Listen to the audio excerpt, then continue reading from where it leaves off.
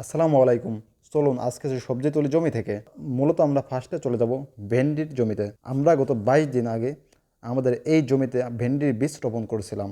আমরা গত 22 দিন আগে ভেন্ডির বীজ এবং ধইনার দানা বুনেছিলাম। তো আলহামদুলিল্লাহ আজকে সজের পাতা আমাদের জমি থেকে তুলব। মূলত আমরা এই জমিতে ভেন্ডির বীজ রোপণ করেছিলাম এবং তার ভিতরে সজের পাতা মানে ধনে বুনে দিয়েছিলাম। তো আলহামদুলিল্লাহ আমরা এখন সজের পাতা তুলব। তো মূলত আমরা সজের পাতা তুলে যাব টমেটোর ক্ষেতে মানে টমেটোর জমিতে। তো আমরা কিছু টমেটো ছিঁড়ে নেব। তো আলহামদুলিল্লাহ আমাদের অনেক পদের শাক সবজি হয়েছে এবং হইতেছে। মূলত আমরা ফরমালিন মুক্ত খাবার তৈরি করে খাই। তো আলহামদুলিল্লাহ আমরা অনেক পদের শাক সবজি বুনিয়েছি।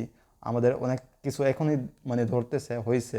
মূলত আমাদের শালগম, টমেটো, মরিচ, সজের পাতা এগুলো আমাদের এখনই হয়ে গেছে, আমরা এখন তুলতেছি।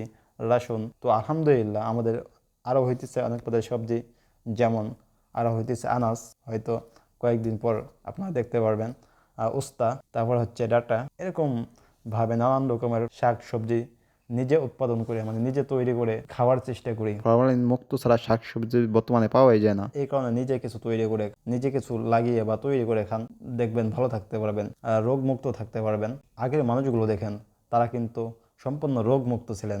আগে তো কীটনাশক সার ফরমালিন যুক্ত খাবার ছিল না, এই কারণে আগের মানুষগুলো অনেক রোগ মুক্ত ছিলেন। তো আপনার আশেপাশে যতটুকু খালি জমি পড়ে থাকে ওই জমিতে কিছু লাগান বা কিছু তৈরি করুন, দেখবেন ফল এমনিতেই আসবে।